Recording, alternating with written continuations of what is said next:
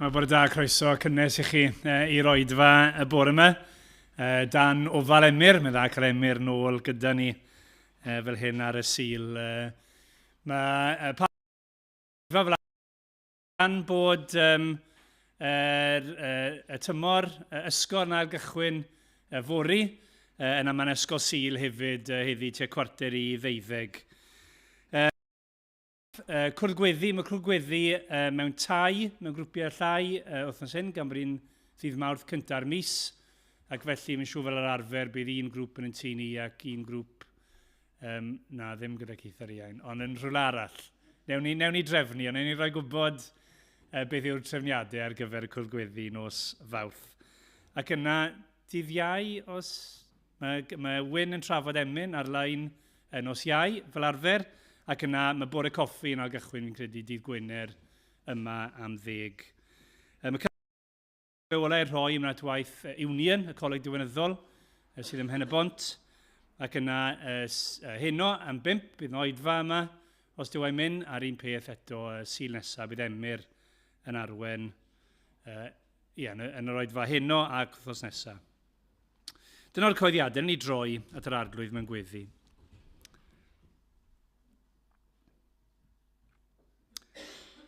Arglwydd Dduw, ni yn diolch i ti bod ni'n gallu dod bore yma i'th addoli di. Ni'n diolch i ti am yr arglwydd Iesu Grist sy'n gwneud hynny yn bosib i ni, sy'n cymodi ni a ti dy hun. Ac arglwydd ni'n diolch i ti bod yr un y gair oedd o'r dechreuad, y pob peth wedi lunio a'i greu, ac yn cael ei gynnal trwyddo fe, wedi dod yn gnawd. A byw yn ein plith ni, bod wedi ymostwng ei hun. Hyd yn oed i'r groes ac i'r bedd. Yn arglwydd ni diolch i ti bod ti wedi ddyrchafu fe, a bod wedi esgyn, a bod e'n awr ar dy ochr di, ar dy ddeheulaw di, yn eiriol troso ni. O Dduw, ni'n am gyffesu fe y bore yma yn unig waredwr, yn unig arglwydd ar y cyfan oll. Ac o Dduw, nid i forygu fe yn ein plith ni y bore yma, os gwylid i fod yn dda. Arglwydd, ni'n dod yn gwybod bod ni'n bobl anghennus. Mae pechaduriad i ni. Ond ni'n diolch ti bod gyda ni waredwr sydd yn ddigon mawr i gyfarfod a'n anghenion ni.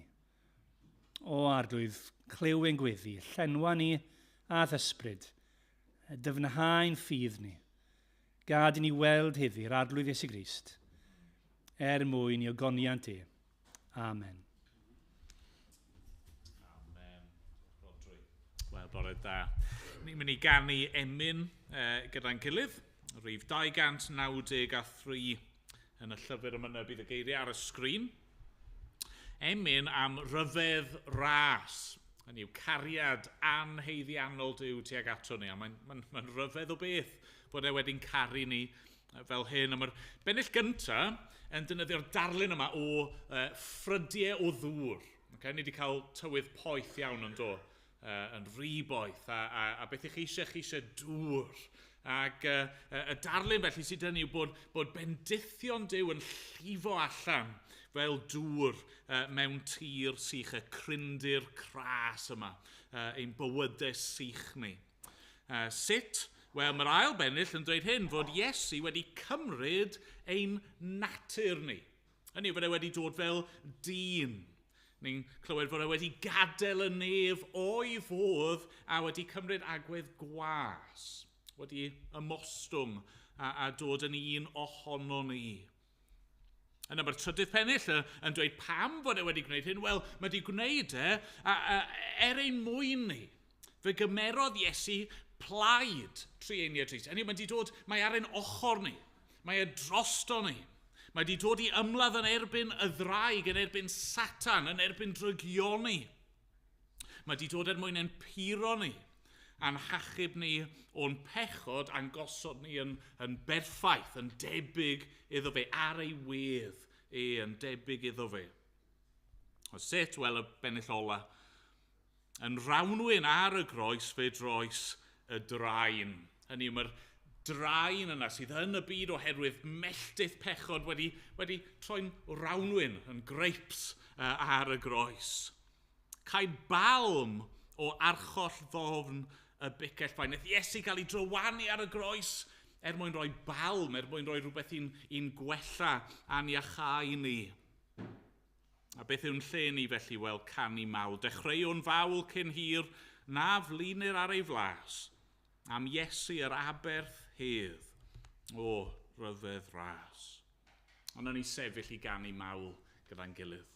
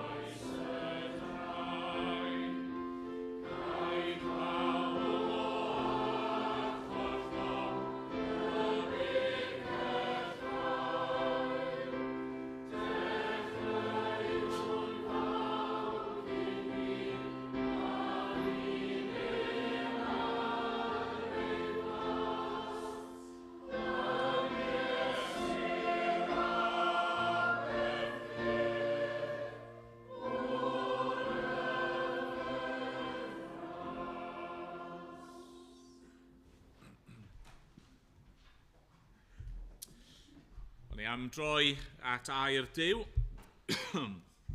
ac yn ni'n darllen y bore yma o'r Efengyl yn ôl Marc ac pennod 9 ac adnodau 30 i 37.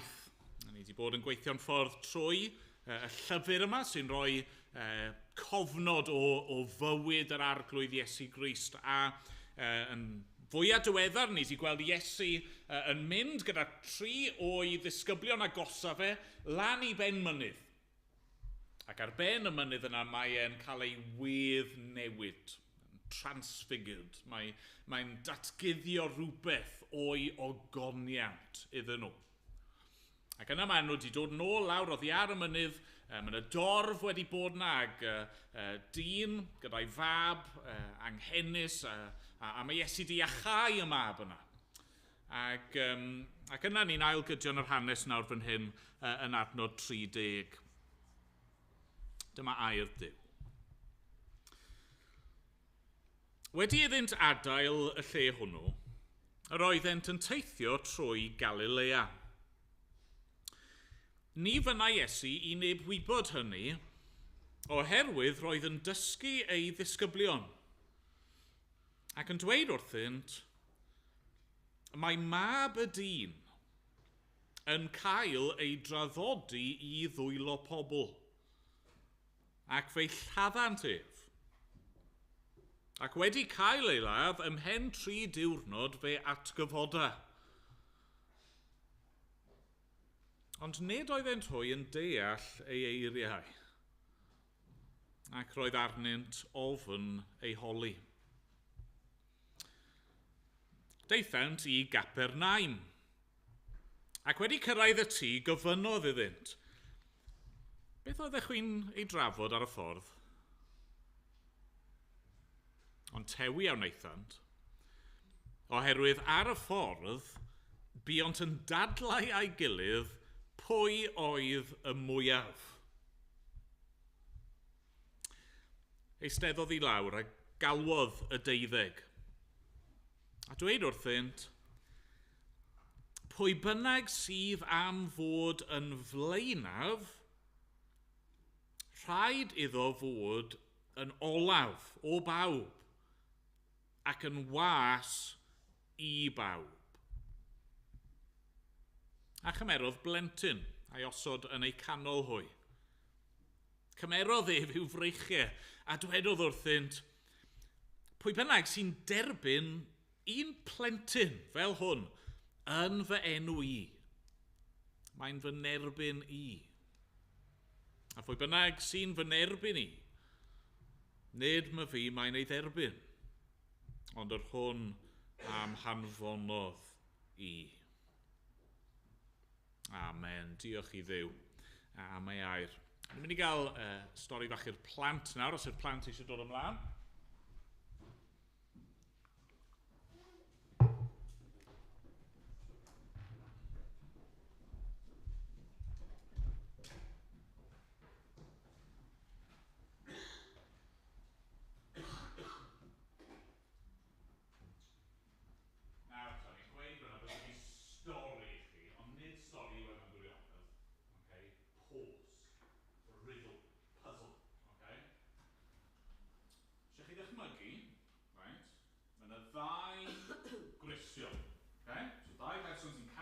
Dilyn Iesu Grist.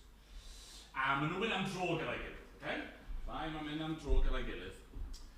A maen nhw'n mwynhau yn braf. Ac yna maen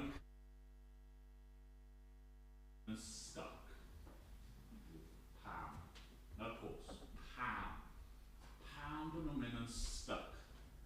Eisiau dyfalu? Molly, pam ti'n meddwl yn hynny? Na, nid hwnna. Sdim ots lle mae'r drws, mae'n ei weid mae'r drws y drws yma, oce? Sdim ots lle mae'r drws, na. Nid dyna pan maen nhw'n mynd yn stuck. Mae di cael ei gloi, na, dwi ddim wedi cael ei gloi, mae'r drws definitely ar agor. Nid dyna'r broblem. Am ti'n meddwl o? Na. Lle bynnag mae hwnna fe, it's wrong. Nid trapio fe, na. Does dim byd peryglus. Maen nhw'n gwybod bod e'n saff. Does dim problem efo'r drws, doedd yn di cloi. Mae'r agor. Does dim byd yn beryglus, dim byd yn bod gyda fe. Ydyn nhw'n gallu dyfalu? Na? Oce, wel, chwbod beth, ni'n cael bed i ddod lan I helpu fi ddangos pan bod nhw'n stuck. A falle bod bed yn gallu dyfalu. Rhaid, so fi a Bez wedi bod am dro, a ni'n cyrraedd y drws yma, a wedyn, chwbod beth sy'n digwydd? Fi'n gweud wrth Bed ar ôl di, Bed. Caerdydd fewn gynta. Ar ôl ti? Na. Ti'n fwy pwysig na fi, Bed. Caerdydd tro. Caerdydd gynta. Na, Caerdydd. O, fi ddim eisiau Caerdydd. Na, ti'n fwy, ti angen mynd mewn gynta. A maen nhw'n stuck yna. Maen nhw'n stuck, diolch, Bed. Maen nhw'n stuck. Pam? Wel, achos, fel Cristnogion, mae Iesu'n dweud ni fod yn ostynedig, yn humble, iawn? Ni fod I trin pobl eraill fel bod nhw yn fwy pwysig na ni. Mae rai pobl, bydden nhw ddim yn aros draws dim. Mae nhw'n dweud, reit, fi'n mynd trwy'r drws. Actually, Ben, ti'n gallu agor y drws lan i fi fynd trwy'r, achos fi'n fwy pwysig na ti. Ond nid fel yna, ni fod yma. Nes i'n gweud, os chi eisiau bod yn fawr yng ngolwg Duw, chi angen ymddwyn fel gwas. A chi'n cofio beth nath Iesu yn noson cyn mynd i'r groes? Pwy oedd Iesu? Iesu oedd yr arglwydd, Iesu oedd y meistr, Iesu yw'r athro. Chi'n cofio beth nath e? Dwi'n cael pryd o fwyd am ei ddisgyblion e. A chi'n cofio beth nath e? Ti'n cofio nhw? O do, nath e torri'r bara, roi'r gwyn, oedden nhw'n sy'n iawn. Ond beth arall nath e? Do, nath e olchi traed ei ddisgyblion. Nath e ddangos ydyn nhw, ma fi oedd yr arglwydd, o fi wedi dod fel gwas. Ac achos bod wedi dod fel gwas i ni nawr bod yn weision ni'n gilydd. Okay? So dyna ni'n meddwl am bod yma, gost y neidrwydd. Peidio meddwl fi sy'n bwysig, okay? Ond rhoi pobl eraill yn gyntaf, just fel Iesu. Okay? Reit, gan i weddio cyn bod chi'n mynd nôl i ystafell. O Dduw, ni yn diolch i ti am Iesu Grist. Bod wedi dod ar ffurf gwas. Bod wedi dod i olchi traed. A diolch bod wedi dod i farw a roi ei fywyd drosto ni. O Dduw, helpa ni i beidio meddwl am ein hunan fel petai ni'n fwy pwysig na neb arall. Helpa ni i roi pobl eraill yn gyntaf mwyn dangos bod ni yn dy garu di ac yn ddiolchgar i ti. O Dduw, bydd gyda ni nawr gweddill yr oedfa am bod ni'n gofyn yn enw Iesu. Amen.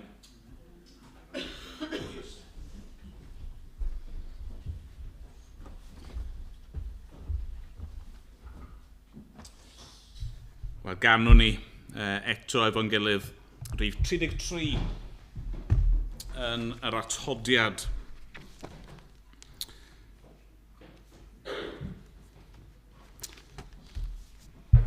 Ni o'n paham.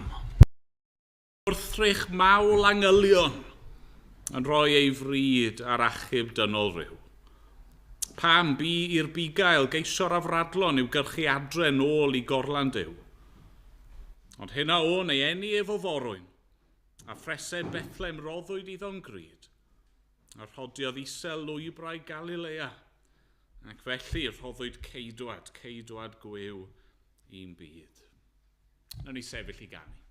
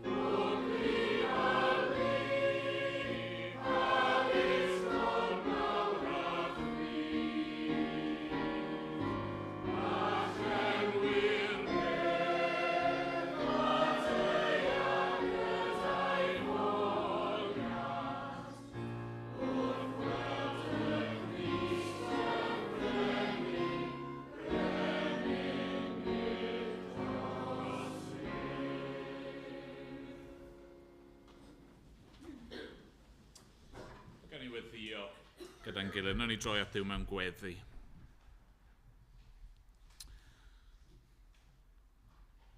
O arglwydd ein Duw, rydyn ni am ymostwng ger dy fron di. Ie, plygu lawr yn isel a chydnabod mai ti sydd Dduw. Arglwydd maddau ni, bod ni yn aml yn ein balchder yn gallu ymddwyn fel mae ni sydd yn rheoli. Ni yw'r brenin, ni yw'r bos. O arglwydd, ie, maddau ni am hyn. Dad, ni'n gofyn ei di yn helpu ni y bore yma. Wrth i ni fyfyrio ar yr arglwydd Iesu Grist. Ar ei fywyd a'i esiampl ei a'i aberth ei a'i eiriau i'r disgyblion. Ni'n gofyn ei di'n helpu ni i ymostwng. Arglwydd, ni ddim yn gwybod. Pam? Dy fod ti wedi caru rai fel ni. Arglwydd, pam?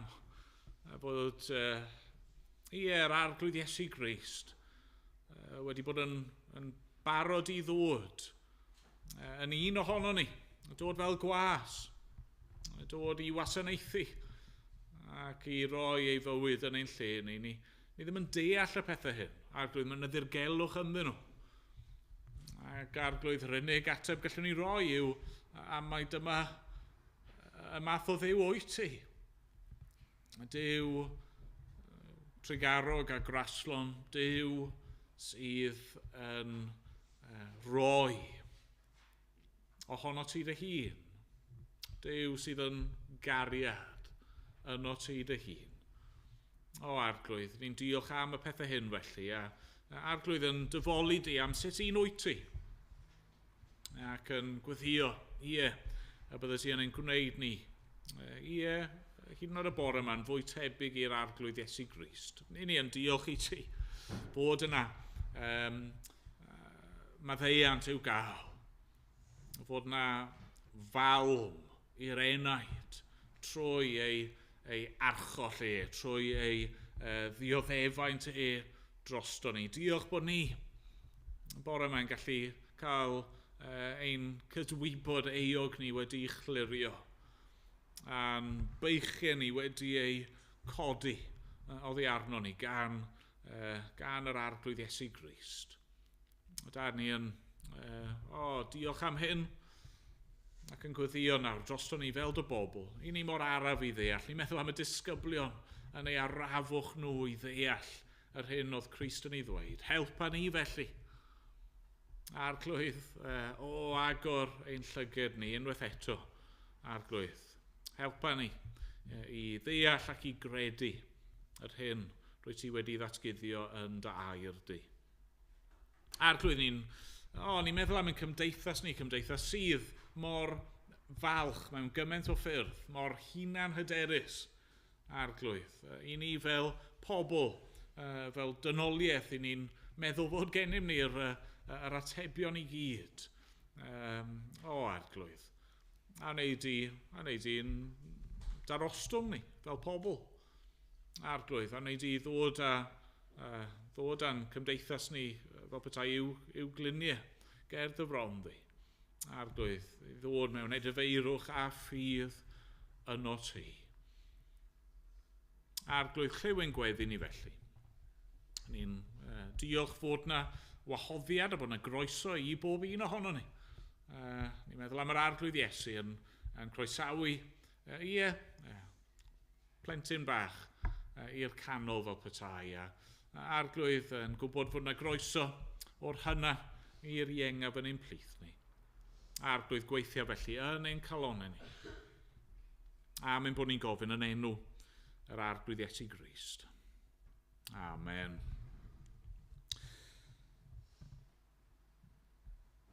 Amen. Ganwn ni unwaith eto o Cwmpawd 1. Rhif 37. O'r nef y daeth fab dyn-am i'r byd yn dlawd heb feddi dim i weini'n fwyn ar y gwan ei fywyd roes i ni. gael byw. Ac ymlaen, o'n i sefyll i ganu.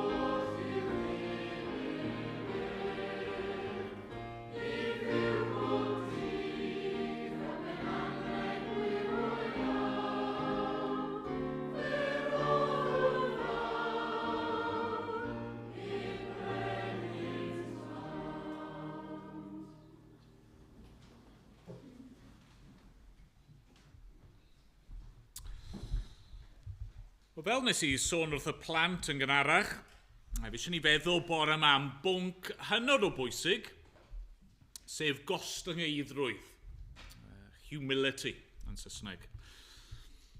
Mae gostyngeidrwydd yn un o'r pynciau diddorol yna fi'n meddwl, lle ar bapur, tasach chi'n mynd allan ac yn holi pobl ar y stryd, byddai'r mwyafrif o bobl siwr o fod yn dweud fod e'n beth da.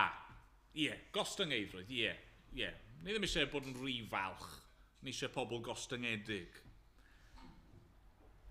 Ond mae'r dystiolaeth o'n cwmpas ni yn wahanol iawn yn dydy. Hynny yw, un o geiriau mawr ein dydd ni ar y foment yw influencers. Ynddo fe? Ni'n clywed y gair yna o hyd ac o hyd. Dyna pwy sydd yn cael ei codi ar pedestal ar hyn o bryd. Ac mae'n wir yn fwy eang yn dydy. Pwy yw arwyr pobl yn aml iawn heddi? Wel, yr enwogion, y celebs, y cyfoethog. Ers blynyddoedd, yr anogaeth i ni wedi dderbyn yw nid gostyngeidrwydd, efe, ond na, wel, dangos ti dy hun. Myna dy hawliau. Gwthio dy hun ymlaen, ro dy hun yn gyntaf. Be ni am weld bore yma, fod pethau'n wahanol iawn yn heyrnas Dduw. Mae pethau fod yn wahanol iawn yn yr eglwys ac ymhlith pobl Dduw. Fe ni defnyddio'r darlun yma o'r blaen. Mae'r byd yn meddwl am bwysigrwydd neu mawredd fel pyramid. Okay? A beth sy'n wir am pyramid yw yr agosaf i'r top ydych chi, y mwyaf o gerrig sydd o danoch chi yn dyfa, yn cymryd eich pwysau chi. Chi'n gwasgu lawr ar y gweddill. A felly mewn ffordd mae pawb eisiau cyrraedd y top yn dydyn nhw. Fod pawb arall yn codi chi lan. Mae'r arglwydd Iesu Grist, trwy ei fywydau a trwy ei esiamplau, trwy ei aberthau, mae e'n troi'r pyramid yna ben i weired yn dydy. Mae e'n dangos mai gwir fawredd yw ysgwyddo beichiau pobl eraill, cario pobl eraill, gwasanaethu pobl eraill. Gwir fawredd yn yw bod ar y top, os allai roi e fel yna, yw roi eich hunan ar y gwaelod. Gostyngeidrwydd. Dyna sut nath e fyw, a dyna mae'n ei ddisgwyl gan ei ddilynwyr. A felly, be fi eisiau gwneud yn syml bore yma wrth i ni droi at yr adnodau yma dyn gilydd. Ni'n mynd i feddwl gyntaf i gyd am ostyngeidrwydd Crist, ac yna sut mae hynny yn arwain, neu fod i arwain at ysbryd gostyngedig yno ni. I ddechrau te, gostyngeidrwydd Crist. A fi'n credu bod ni'n gallu gweld 3 pheth yn yr adnodau cyntaf yma sy'n pwyntio ni at ostyngeidrwydd Iesu. Okay? Nawr, dy'r un cyntaf ddim falle mor amlwg â hynny, ond mae werth nodi, sef y lleoliad. Lle maen nhw? Wel, ni'n darllen yn dyn adnod 30. Wedi iddynt adael y lle hwnnw, roeddent yn teithio trwy Galilea. Pan fath brenin brenhinoedd ac arglwyddi i'r byd, i ble rath e? Wel, yn bennaf i Galilea. Fe ath ei lefydd eraill hefyd do, ond dyma'r ardal lle nath Iesu treulio'r mwyafrif o'i fywyd. Galilea.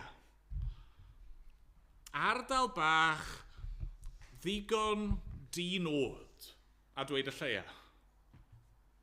Dwi ddim yn ardal bysach chi'n cysylltu gyda enwogrwydd, dylanwad, llewyrch, ysblander. Doedd e ddim yn ardal i frenin mewn gwirionedd. O na. A dyna oedd y pwynt mewn ffordd. Bydd rhaid nhw chi'n cofio fod Iesu wrth dreulio cymaint o amser yn Galilea, fod e'n cyflawni proffwydoliaeth o'r Hen Testament. Eseia penod 9, chi'n cofio? A mae'n dechrau yn sôn am yr ardal yma sydd wedi cael ei chamdrin mewn gymaint o ffyrdd ac yn cael ei adnabod fel Galilea'r cenhedloedd. Mae mor bell allan o ganol pethau oedd yn Galilea'r cenhedloedd.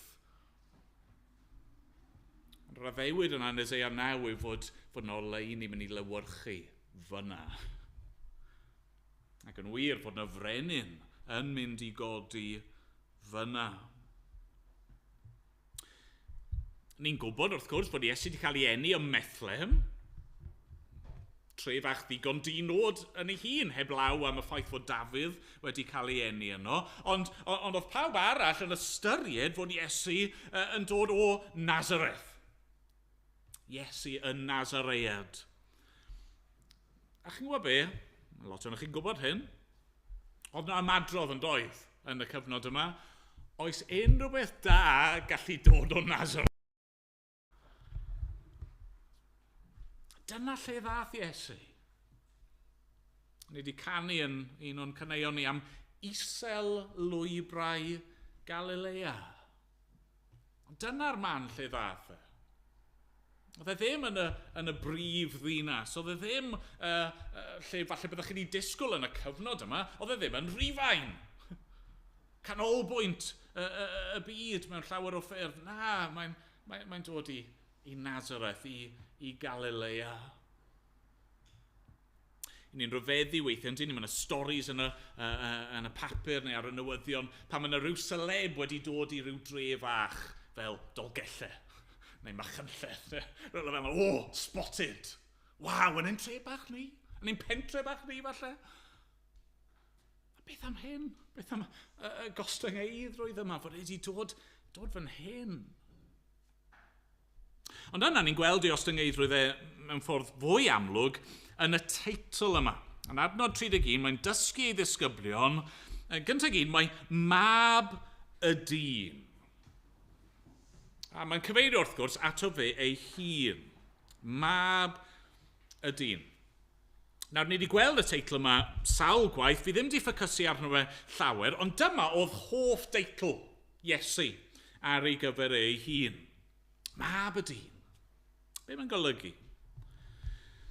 Wel, mae'n enw ddigon syml. Hynny yw, chi yn y greiddiol yn mynd i nabod yr rannu'r enw. Ben, mab, adda. Ben adda, mab y dyn. Yn dechnegol, mae'r termau gallu cyfeirio at unrhyw un. Yn blant i adda. Hynny yw, ni gyd yn rhan o'r ddynoliaeth. Ond mae'r term mab y dyn yn ymddangos yn yr Hen Testament mewn dau le amlwg. Gyntaf i gyd, llyfr Ezekiel. Mae'r proffwyd Ezekiel yn cael ei gyfeirio ato fel mab y dyn 90 o weithiau. A reswm pam fyna yw os chi wedi darllen, a fi'n gwybod rhywun yn darllen trwy Ezekiel ar hyn o bryd, os chi wedi bod trwy'r llyfr yna, mae Ezekiel yn cael y gweledigaethau yma o ddew, o ysblander a gogoniant, a nerth, a mawredd dew, a felly mae'r term yma, mab y dyn, yn gwrthgyferbynnu efo hynny. Mab y dyn, hynny yw person, meidrol, gwan, bregus. Wrth i Iesu gyfeirio at ei hun fel mab y dyn, be mae'n pwysleisio yw ei ddynolrwydd. Fod e yn un ohono ni. Eto, fel ni wedi canu, fod e wedi cymryd ein natur ni. Wedi dod yn un ohono ni, yn debyg i ni, yn gallu uniaethu gyda ni. Ond wrth gwrs mae'r term yna mab y dyn hefyd yn ymddangos yn llyfr Daniel. Lle mae Daniel, y proffwyd, yn cael gweledigaeth o ddew ar ei orsedd, ac yna un fel mab dyn sydd yn cael ei gyflwyno iddo fe ac yn derbyn arglwyddiaeth a gogoniant a brenhiniaeth tragwyddol. Felly mae Iesu fan hyn yn trial dangos i'w ddisgyblion, fi yw mab y dyn. Fi yw'r un hwnnw. A fi yn eich plith chi nawr fel un gwan. Gostyngedig. Mae'r gostyngeiddrwydd yna'n dod trwodd yn gliriach eto wrth i ni fynd mlaen yng ngeiriau Iesu. Adnod 31 eto. Mae mab y dyn yn cael ei draddodi i ddwylo pobl. Ac fe'i lladdant ef. Ac wedi cael ei ladd, ymhen 3 diwrnod fe atgyfoda. A dyma'r ail waith. Mae Iesu yn siarad yn glir gyda'i ddisgyblion am beth oedd o'i flaen. A mae'n dweud wrthyn nhw, fi'n mynd i gael fy'n rhaddodi. A be mae hynny'n cyfleu yw bod e'n mynd i gael ei fradychu. Bod un o'i ffrindiau agosaf yn mynd i'w fradychu e.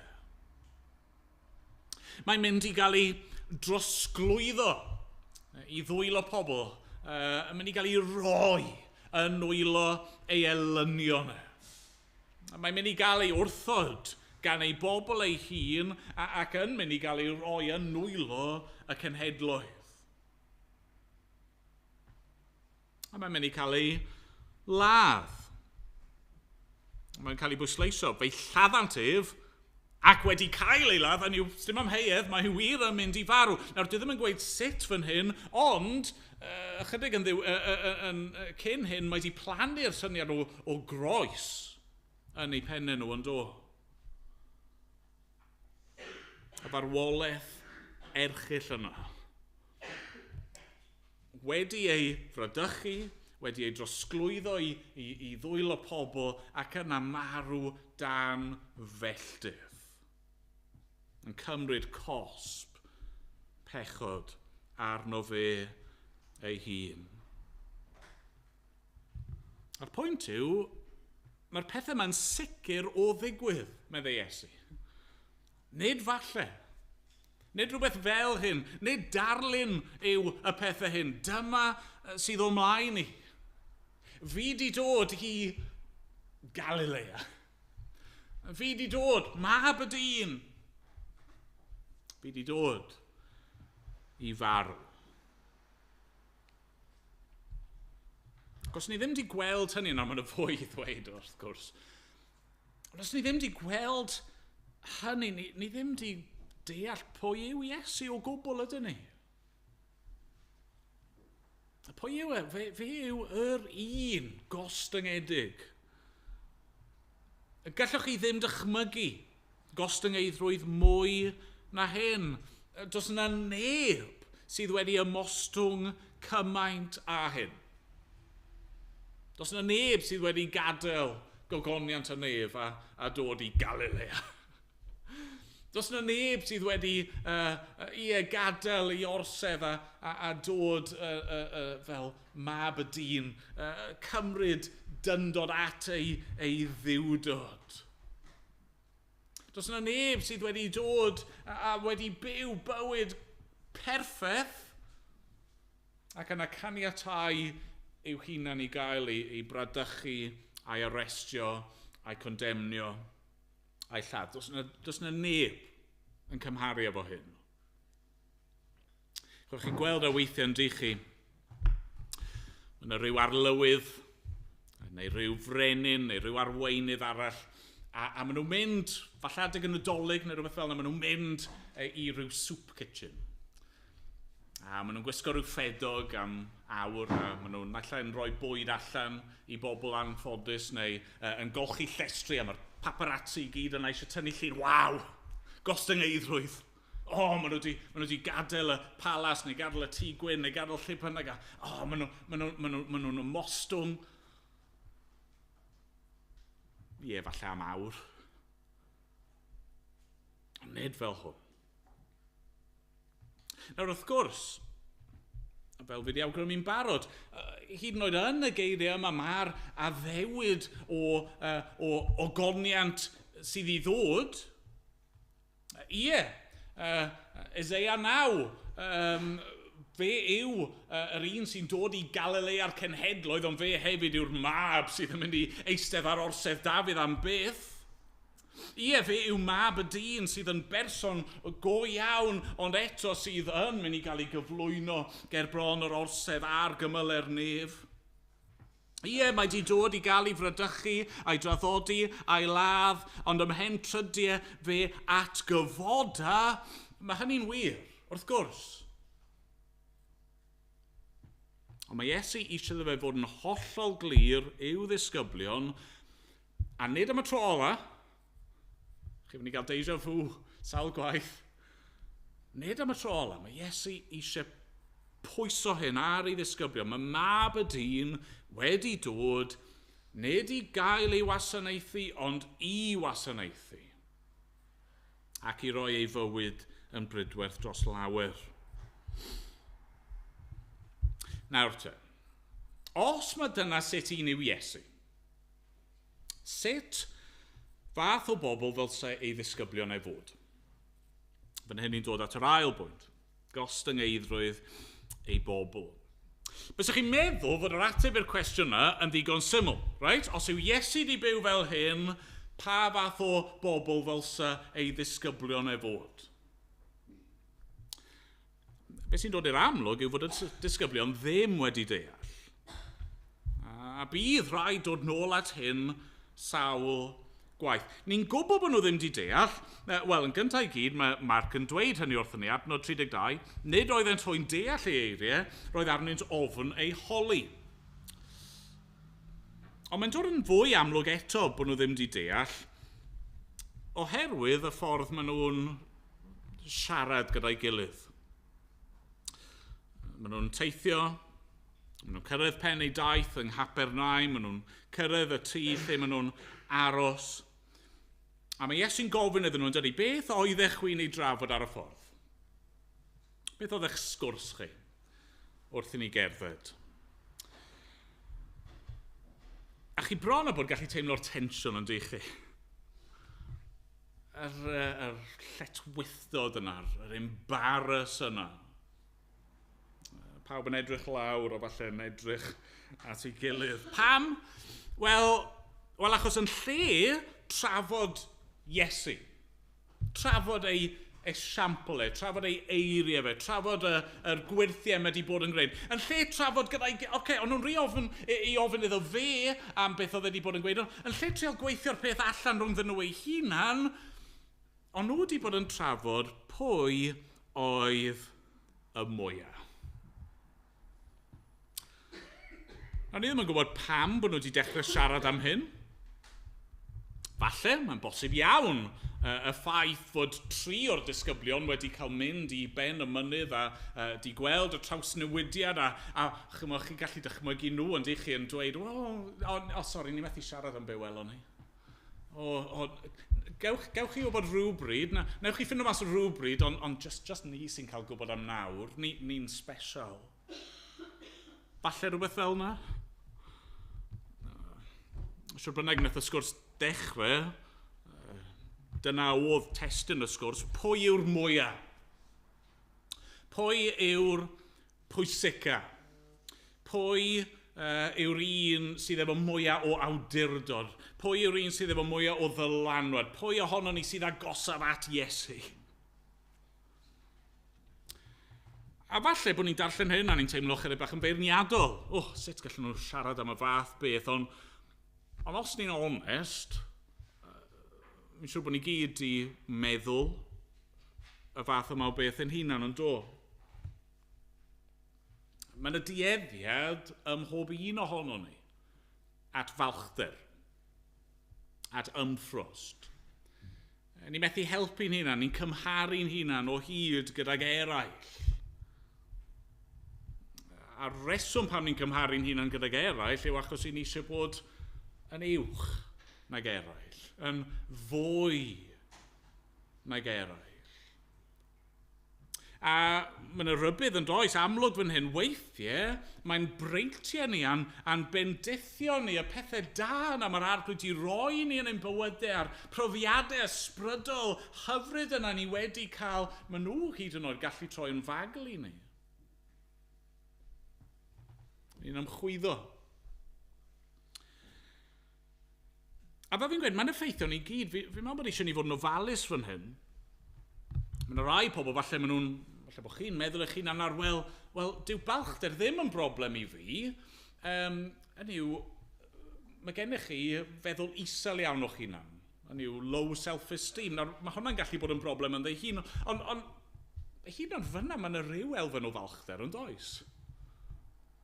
Achos be chi'n gwneud fyna, wrth roi eich hunan o dan pobl eraill, wel chi dal yn meddwl amdano chi. Yna'r broblem. Mae un awdur yn rhoi fel hyn. Ni ddim fod i feddwl yn llai am ein hunan, ni jyst fod i feddwl am ein hunain llai.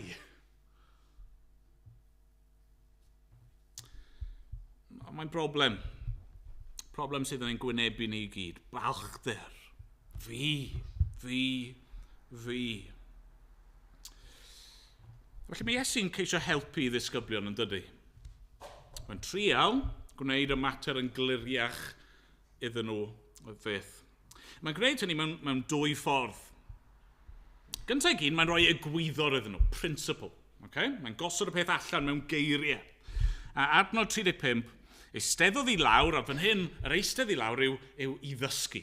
Right? Eistedd i lawr, a galwodd y 12 a dweud wrthynt, pwy bynnag sydd am fod yn flaenaf, rhaid iddo fod yn olaf o bawb, ac yn was i bawb. Mae Iesu'n dweud, fi'n gwybod beth chi wedi bod yn siarad am. Chi wedi bod yn siarad am pwy yw'r mwyaf, pwy yw'r blaenaf, pwy yw'r cyntaf. Y cwestiwn allweddol yw, sut mae diffinio mwyaf? Yng ngolwg y byd, y mwyaf yw'r un sydd yn dod gyntaf. Yr blaenaf yw'r un mae pawb arall yn gwasanaethu. Ond meddai Iesu, chi ddim yn perthyn i'r byd mwyaf. Chi'n perthyn i deyrnas arall. A nid fel hynny mae hi yn heyrnas Duw. Edrychwch ata fi. Fi yw'r brenin. A sut ydw i wedi bod yn ymddwyn yn eich plith chi? Fi wedi dod fel un sydd yn ymostwng, yn ymwadu, rhoi eraill gyntaf. A felly, ar bob cyfrif, ymdrechwch i fod y blaenaf. Dwi Iesu ddim yn gweud stopiwch trial bod y mwyaf. Na, ond mae eisiau chi newid beth chi'n golygu wrth mwyaf. Os chi eisiau bod yn flaenaf, ewch amdani ar bob cyfri trwy wasanaethu. Os chi eisiau bod yn arweinydd ymhlith pobl ddew, chi angen bod yn barod i aberthu. Nes i glywed rhywun yn dweud yn ddiweddar, os chi eisiau rhoi cyfrifoldeb i rhywun yn yr eglwys neu mewn undeb Cristnogol, os chi'n chwilio pwy yw'r person iawn i roi cyfrifoldeb iddyn nhw, edrychwch i weld pwy sy'n stacio'r cadeiriau ar ddiwedd cyfarfod, neu pwy sy'n sgibo lan, neu pwy sy'n gwasanaethu. Dyna mae Iesu'n gweud, yn dyfa. Pwy bynnag sydd am fod yn flaenaf, rhaid iddo fod yn olaf o bawb, yn was i bawb. Ac yna mae'n mynd ymlaen yn dydy, mae wedi gosod mewn geiriau, mae'n rhoi darlun iddyn nhw. Enghraifft penodol yn adnod 36. Cymerodd blentyn, a'i osod yn ei canol hwy. Cymerodd ef i'w freichiau, dwedodd wrthynt, pwy bynnag sy'n derbyn un plentyn fel hwn yn fy enw i, mae'n fy nerbyn i. Pwy bynnag sy'n fy nerbyn i, nid my fi mae'n ei dderbyn, ond yr hwn am hanfonodd i. Be sy'n mynd mlaen fan hyn? Wel, mewn ffordd mae Iesu yn bachu ar y cyfle i roi un esiampl iddyn nhw. Mae'n drawiadol oedd yn y blentyn yna, ddim yn gwybod pwy oedd y plentyn, ond mae Iesu yn cymryd y plentyn yma fel un esiampl o aelod o'r gymdeithas bydde wedi bod yn ddinod. Plentyn. A falle bod yn anodd i ni ddeall neu gwerthfawrogi hyn, achos mae'n cymdeithas ni, cymdeithas ôl grisnogol sydd wedi cael gymaint o ddylanwad crisnogaeth, i ni wrth ein bodd efo plant. I ni'n trysori plant. I ni'n anrhydeddu ac yn gwneud popeth gallwn ni i warchod plant. Ond bydde hynny ddim wedi bod yn wir ar y pryd, a dwi ddim wastad wedi bod yn wir fan hyn, ydy e? Oedd yna hen ymadrodd yn doedd, children should be seen but not heard. Shush, cadwch yn dawel, cofiwch eich lle chi. Ac yn wir, yn y benod nesaf, bydd y disgyblion yn gwrthod gadael i blant ddod at Iesu. Pam? Wel, achos chi ddim yn ddigon pwysig. Chi ddim yn ddigon mawr, sdim byd gyda chi i'w gynnig. Dyna'n aml sut ni'n mesur gwerth, yn dywe? Dyna sut mae rhywun yn dod yn fawr, beth yw i gwerth nhw, be maen nhw'n gallu cyfrannu. Pa sgiliau sydd ganddyn nhw, sgiliau busnes, sgiliau pêl-droed, sgiliau actio, canu, neu beth bynnag arall. Dyna pan mae'n cymdeithas ni, bach o tangent fan hyn, ond dyna pan mae'n cymdeithas ni, yn rhoi gwerth mor isel ar rai bywydau. Bywyd yn y groth. Bywyd yr hen a ffeiledig. Dim byd i'w gynnig. Dim byd i'w gyfrannu mwyach. Ond be mae Iesu yn gwneud fan hyn yw nid fel na mae fod gyda chi. Nid dyna sydd i chi'n mesur gwerth rhywun. Na, ni'n ei anrhydeddu nhw. Pwy bynnag ydyn nhw. Chi wedi cael y profiad na chi mewn parti falle, chi'n siarad gyda rhywun. A mae'n amlwg fod y person ddim wir yn talu lot o sylw i'r sgwrs. Maen nhw just yn sort of edrych. Maen nhw'n siarad â chi, ond ar un pryd maen nhw'n edrych dros eich ysgwydd chi. Pam? Maen nhw'n edrych os yna rhywun gwell i siarad gyda nhw. Rhywun fwy pwysig. Na, meddai Iesu. Na. Pwy bynnag sy'n derbyn un plentyn fel hwn yn fy enw i. Mae'n fy nerbyn i. Pwy bynnag sy'n fy nerbyn i, nid mae fi mae'n ei dderbyn, ond yr hwn am hanfonodd i.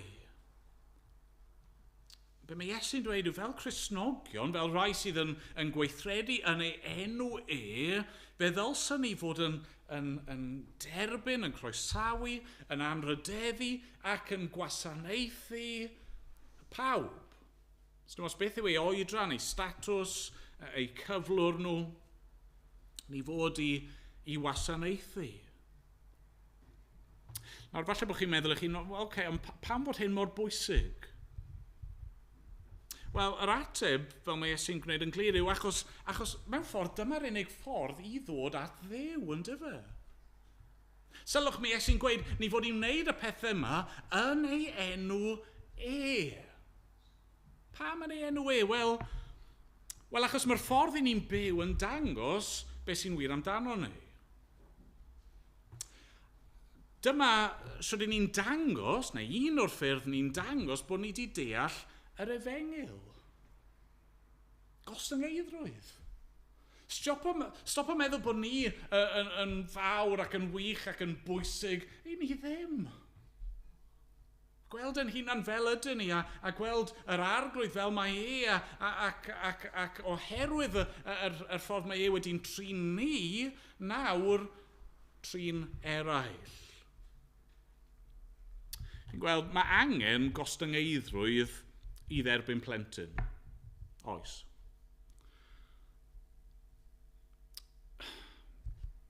Ond mae angen yr un gostyngeidrwydd, neu mwy ostyngeidrwydd, i roi'n ffydd ni yn yr arglwydd Iesu Grist. Yna'r pwynt, yn dyfa. Mae wedi dod ato ni, fel ni wedi clywed, yn un isel, yn un nath fyw yn Nazareth, yn berson oedd yn sychedig ac yn flynedig, ac un nath cael ei wrthod a'i watwar, a'i fradychu, a'i groeshoelio. A ni'n dweud mae dyna'r unig ffordd i berson fod yn iawn gyda Duw, wel mae hynny'n cymryd gostyngeidrwydd yn dydi, bod ni'n dod ac yn ymostwng ac yn credu. Dim ond pobl sydd wedi gwneud hynny sydd mewn gwirionedd yn gallu dangos gostyngeidrwydd wedyn at unrhyw un arall. A felly gostyngeidrwydd yw'r unig ffordd at y tad. Chi eisiau bod yn fawr yng ngolwg Duw? Mae eisiau chi fod yn olaf i bawb ac yn was i bawb. Amen. Na ni weddio. O Dduw ein tad, ni yn diolch i ti, dy fod ti wedi anfon dy fab annwyl un plith ni. Ac yn diolch am ei fywyd e'r ffordd nath ei roi o'i hun. Yn diolch bod e wedi rhoi ei ysbryd glân i ni. Ni'n gofyn nawr wneud i weithio arno ni. Trwy'r ysbryd y byddwn ni yn gallu dod yn ostyngedig er dyfrondi. Gallu derbyn yr arglwydd Iesu trwy ffydd. A Dad, helpa ni wedyn i dderbyn yr slawd, yr anghennus, yr ifanc, y dinod, yr hen, y bregus, yr sal, arglwydd, y rai mewn cymdeithas ni yn troi cefn arnyn nhw o arglwydd. Helpa ni ddangos gras a chariad a thrygaredd ac amynedd ac addfwynder. Arglwydd darostwng ni. Mwyn enw mawr di. Amen. Amen.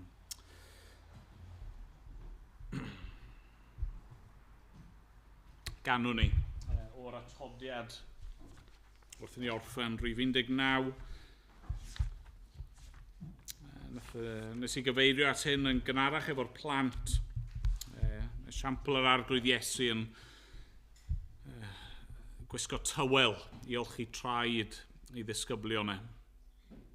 Fod i togoniant cyflawn gyda'r dad cyn bod y byd, oedd yn heiddi uwch dychymyg mawl angylion nef i gyd.